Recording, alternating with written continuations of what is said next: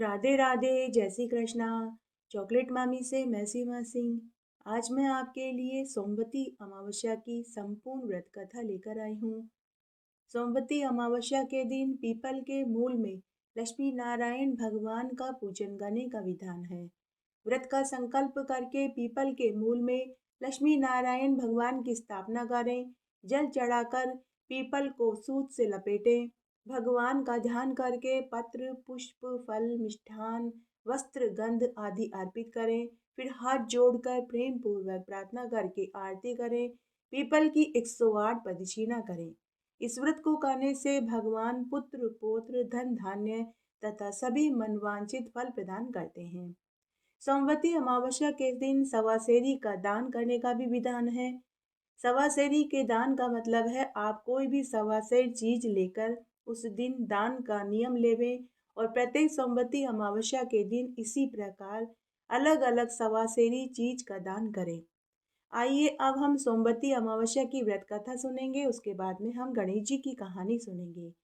आइए आज हम सोमवती अमावस्या की एक पवित्र पौराणिक पुण्यफल देने वाली कथा सुनते हैं।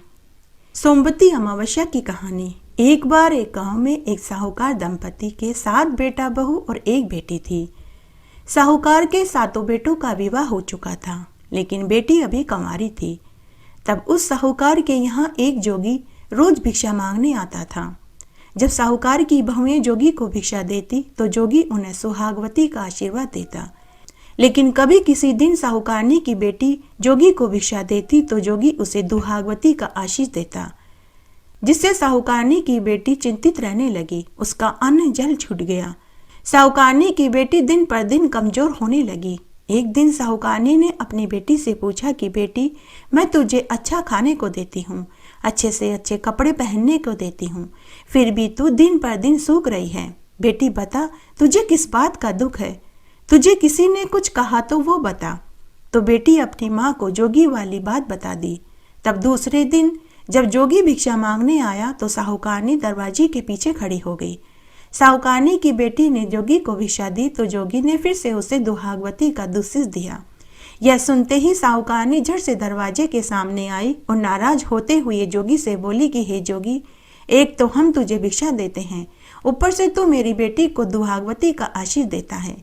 मेरी बेटी को ऐसा दुस्सिस क्यों देता है? तो जोगी साहूकारनी से बोला कि माई, मैं तो वही कहता हूँ जो इसके भाग्य में लिखा है। इसके भाग्य में लिखा है कि जब इसके फेरे होंगे उसी समय इसका पति मर जाएगा। तो साहूकारनी जोगी से बोली कि अरे जोगी, तू मेरी बेटी का कल जानता है तो फिर तू यह भी जानता होगा कि इसका क्या निवारण है। हे जोगी, अब तू ही इसका उपाय बता। तो जोगी बोला कि माई, उपाय तो है परंतु बड़ा ही कठिन है। साहूकारनी बोली कि जोगी, क्या आग में कूदने जितना बड़ा है? तू मुझे बता, मैं सब कुछ करने को तैयार हूँ। तब जोगी बोला कि माई, 7 समुंदर पार सोमा नाम की एक धोबन रहती है। वह हर सोमवती अमावस्या का व्रत करती है, सवासेरी का दान करती है, बड़ पीपल के पेड़ की पूजा करती है। अगर वह अपनी सोमवती अमावस्या का फल तेरी बेटी के पति को सौंप दे तो वह बच सकता है। उसके बाद जोगी ऐसा कहकर चला गया। उसके बाद साहूकारनी ने पूरी बात अपने पति और बेटा बहुओं को बताई। घर की जिम्मेदारी उन्हें सौंपकर सोमा धोबन की तलाश में साहूकारनी घर से निकल पड़ी। चलते चलते वह घने वन में पहुंची। वहां एक वटवृक्ष का पेड़ था। बहुत तेज धूप पड़ रही थी। साहूकारनी थोड़ी देर के लिए पेड़ के नीचे बैठ गई। उस पेड़ पर गरुड़ पक्षी का घोंसला था, जिसमें गरुड़ के बच्चे बैठे थे। गरुड़ का जोड़ा उस समय भोजन की तलाश में गया हुआ था कि तभी गरुड़ के बच्चों को खाने एक सर्प वहां आया। साहूकारनी ने देख लिया। साहूकारनी समझ गई कि यह सर्प गरुड़ के बच्चों को खाने आया है, तो उसने एक बड़ा पत्थर उठाया और उससे सर्प को मार डाला और उसी पत्थर के नीचे सर्प को दबा दिया। थोड़ी देर में गरुड़ का जोड़ा आया। जब उन्होंने पेड़ के पास खून बिखरा हुआ देखा तो उन्होंने समझा कि इस साहूकारनी ने हमारे बच्चों को मार डाला, तो वे साहूकारनी के सिर पर चोंच से मारने लगे।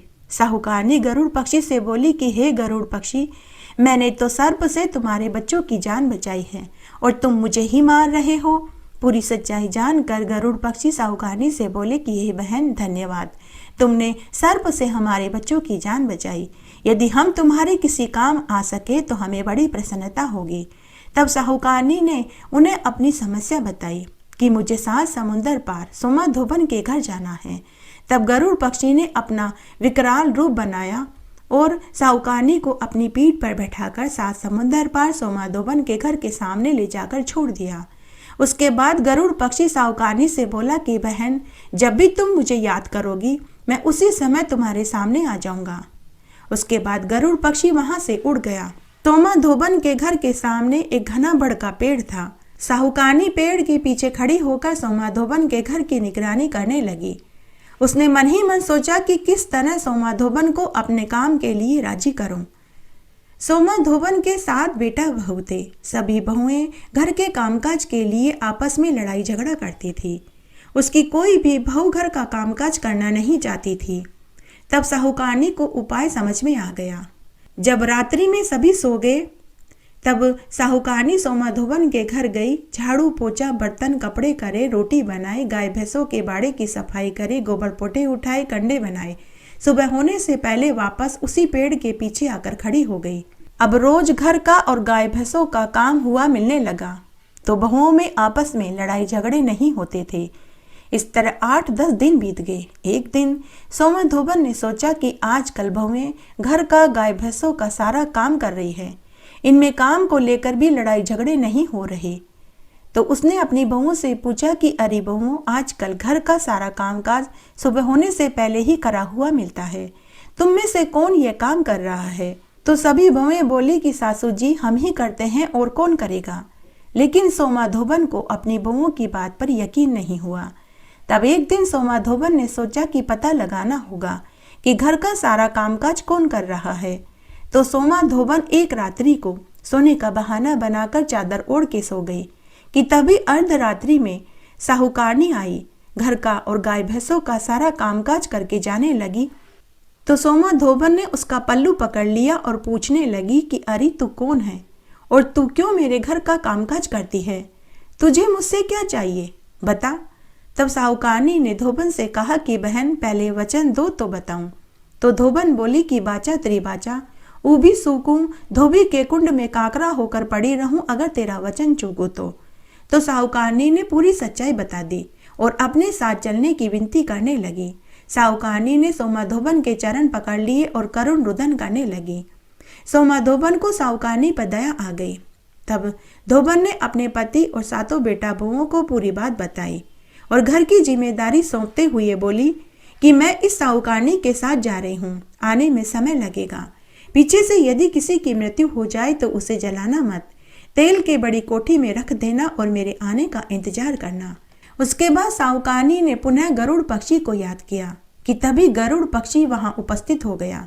साहूकारनी और धोबन गरुड़ के पंखों पर बैठकर घर आ गए। साहूकारनी ने बेटी का ब्याह रचाया। तब शादी वाले दिन सोमाधोबन ने काचा करवा और तात की डोरी मंगवाई। काचे करवे में दूध भरा। फेरों के समय दूल्हा दुल्हन के पास बैठ गई। 3 फेरे होते ही एक काला सर्प आया। धोबन ने झट से सर्प के आगे कच्चे दूध का करवा रख दिया। जैसे ही सर्प दूध पीने लगा तो धोबन ने सर्प को उठाकर कच्चे करवे में डाल दिया, ढक्कन लगाकर तात की डोरी से बांध दिया। लेकिन मृत्यु योग और काल की घड़ी के आने से साहूकारनी के बेटी का पति मर गया। तब सोमाधोबन ने थोड़ा सा पानी हाथ में लिया, उसमें मांग में से सिंदूर, नखों में से मेहंदी, आंखों के कोयों में से काजल, टीकी में से रोली निकाली और सबको हथेली के जल में डालकर घोला और उसका छींटा साहूकारनी के दामाद पर डाला और बोली कि आज तक जितनी भी सोमवती अमावस्या का व्रत मैंने किया उसका फल इसको लग जाए। ऐसा कहते ही और उस पानी का छींटा देते ही दूल्हा उठकर खड़ा हो गया। दूल्हे को जीवित देखकर वहां खड़े सभी लोग हक्के बक्के रह गए। उसके बाद बाकी के बचे हुए फेरे पूरे हुए। साहूकारनी ने अपनी बेटी को खूब सारा दान दहेज देकर खुशी खुशी विदा कर दिया। शादी का सारा कामकाज पूरा हो गया। उसके बाद सोमाधोबन वापस अपने घर जाने लगी तो साहूकारनी सोमाधोबन से बोली कि बहन, तूने मेरे बेटी के सुहाग को लौटाया है, मेरे दामाद को जीवन दान दिया है। तुम मांगो, तुम्हें क्या चाहिए? तुम जो भी मांगोगी मैं तुम्हें देने को तैयार हूँ। तो सोमाधोबन बोली कि मुझे कुछ नहीं चाहिए, तुम मुझे एक कोरा कलश दे दो। उसके बाद सोमाधोबन कोरा कलश लेकर खुद के घर की ओर चल दी। चलते चलते रास्ते में सोमवती अमावस्या आई। सोमाधोबन ने उस कलश में तालाब से जल भरा और पीपल के पेड़ को सींचा, अमावस्या की पूजा करी और उस कलश के 108 टुकड़े करे, उन्हें घिस कर रुपयों की तरह गोल बना दिया। कथा करी, फिर पीपल की उन 108 टुकड़ों से फेरी दी। 108 परिक्रमा देने के बाद उन टुकड़ों को वहीं पीपल के नीचे खड्डा खोद कर गाड़ दिया और घर आ गई। घर आई तो धोबन को पता चला कि उसका पति मर गया है। बच्चों ने उन्हें तेल की कोठी में रख छोड़ा है। तब सोमा धोबन ने आंखों की कोर में से काजल निकाला, टीकी में से रोली निकाली, नखों में से मेहंदी निकाली, मांग में से सिंदूर निकाला। उन सब को हथेली में जल में घोलकर उसका छींटा अपने मृत पति के ऊपर छिड़का और बोली कि हे अमावस के देवता, पहले सोमवती अमावस्या का फल मैंने साहूकारनी के दामाद को दिया, किंतु रास्ते में मैंने सोमवती का व्रत और पूजन किया, उसका फल मैं मेरे पति को देती हूँ। इतना कहते ही सोमाधोबन का पति जीवित हो गया। थोड़ी देर बाद घर का जोशी सोमवती अमावस्या का दान मांगने आया तो सोमाधोबन बोली कि पंडित जी, मैंने रास्ते में सोमवती अमावस्या का व्रत किया था और वहीं मैंने पूजन किया था। जो कुछ भी दान किया था वो मैंने वहीं खड्डा खोद कर गाड़ दिया। उसके बाद पंडित जी सोमाधोबन के बताए हुए स्थान पर गया। पीपल के पेड़ के नीचे खड्डा खोद कर देखा तो वहां 108 सोने की मोहरें मिली। पंडित जी ने सभी मोरों को अपने गमछे में बांधा और वापस धोबन के घर आया और बोला कि हे यजमान, आपने तो 108 सोने की मोरों का दान किया है और फिर कहते हो कि आपने तो कुछ नहीं किया। तो सोमाधोबन पंडित जी से बोली कि पंडित जी, यह सब तो आपके भाग्य का है, तो आप ही रख लो। पंडित जी बोला कि नहीं यजमान, मेरा तो 1/4 हिस्सा बनता है, बाकी का धन तो आपका है, आप इसका जो चाहे करें। उसके बाद बाकी का धन पंडित जी सोमाधोबन को देकर चला गया। हे सोमवती अमावस्या माता, जैसे आपने साहूकारनी की बेटी और सोमाधोबन को उसका सुहाग वापस लौटाया, वैसे सबको लौटाना। कहानी कहने वाले को, सुनने वाले को और हुकारा भरने वाले को। गणेश जी की कहानी। एक गांव में एक अंधी विधवा बुढ़िया माई अपने बेटा बहू के साथ रहती थी। उसका बेटा दिहाड़ी मजदूरी करता था। वह 2 समय जितना ही भोजन का प्रबंध कर पाता था। वे बहुत गरीबी में जीवन जी रहे थे। अंधी बुढ़िया माई गणेश भगवान की परम भक्त थी। वह रोज नहा धोकर गणेश जी की पूजा पाठ किया करती थी। तब एक दिन गणेश भगवान बुढ़िया माई की पूजा और सेवा से प्रसन्न हो गए और उसे एक रात्रि में स्वप्न में दर्शन देकर बोले कि हे बुढ़िया माई, मैं तेरी पूजा पाठ से प्रसन्न हुआ। मैं तुझे एक वरदान देना चाहता हूँ, तू मांग, तुझे क्या चाहिए। तब स्वप्न में ही बुढ़िया माई बोली कि हे गणेश जी भगवान, मुझे मांगना नहीं आता। तो गणेश भगवान बोले कि बुढ़िया माई, तू अपने बेटा बहू से पूछ ले, मैं कल दोबारा इसी समय आऊँगा। ऐसा कहकर गणेश भगवान अंतर्ध्यान हो गए। सुबह जब बुढ़िया माई सोकर उठी तो उसे अपने स्वप्न वाली बात याद आई। तब उसने अपने बेटा बहू को गणेश जी वाली बात बताई। तो बेटा अपनी माँ से बोला कि माँ, तू तो धन मांग ले ताकि हमारी गरीबी दूर हो जाए। तो बहू बोली कि सासू माँ, आप तो पोता मांग लो ताकि मेरी भी गोद भर जाए और आपको भी पोते का मुंह देखने को मिल जाए। तब बुढ़िया माई सोचने लगी कि बेटा बहू तो दोनों अपने अपने मतलब की बात कर रहे हैं। बुढ़िया माई शाम के समय घर के चबूतरे पर हमेशा की तरह आकर बैठ गई। उस समय वह बहुत उदास थी कि तभी उसकी पड़ोसन आई और पूछने लगी कि अरे बहन, आज तो उदास क्यों दिखाई दे रही है। तो बुढ़िया ने उसे भी पूरी बात बताई। तो पड़ोसन बोली कि अरे बहन, मेरी मान, तू तो अपने खुद के लिए आंखें मांग ले ताकि तेरी बाकी की जिंदगी आराम से कट जाए। बेटा बहू तो खुद के मतलब की चीज मांग रहे हैं। ऐसा कहकर पड़ोसन अपने घर चली गई। उसके बाद बुढ़िया माई घर के भीतर आई और सोचने लगी कि ऐसी क्या चीज मांगू कि जिससे बेटा बहू भी राजी हो जाए और मुझे भी आंखें मिल जाए। उसके बाद बुढ़िया माई रात्रि में भोजन खाकर सो गई। अर्धरात्रि में फिर से गणेश जी भगवान बुढ़िया के स्वप्न में आए और पूछने लगे कि अरे बुढ़िया माई, सो रही है या जाग रही है। बुढ़िया, मांग, तुझे क्या चाहिए। तो बुढ़िया माई बोली कि हे गणेश जी भगवान, मैं सोने के कटोरे में पोते को दूध पीता हुआ देखना चाहती हूँ। तो गणेश भगवान मुस्कुराते हुए बोले कि अरे बुढ़िया, तू तो कह रही थी तुझे मांगना नहीं आता, लेकिन तूने तो एक ही वरदान में अपने लिए अपनी बहू और बेटे सबके लिए मांग लिया। बुढ़िया माई, मैंने तुझे सब दिया। और तथास्तु का वरदान देकर गणेश भगवान अंतर्ध्यान हो गए।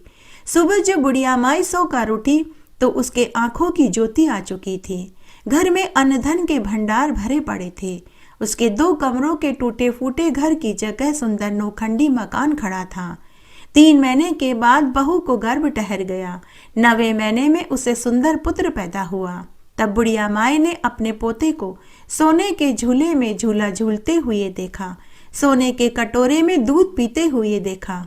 हे गणेश जी भगवान, जैसा सुख आपने बुढ़िया माई को दिया वैसा सबको देना, कहानी कहने वाले को, सुनने वाले को और हुक्कारा भरने वाले को। इस प्रकार आज हमने सोमवती अमावस्या की संपूर्ण व्रत कथा सुनी। आशा करती हूँ यह आपको जरूर पसंद आएगी और इस कथा को सुनने से आपको सोमवती अमावस्या का संपूर्ण फल प्राप्त होगा।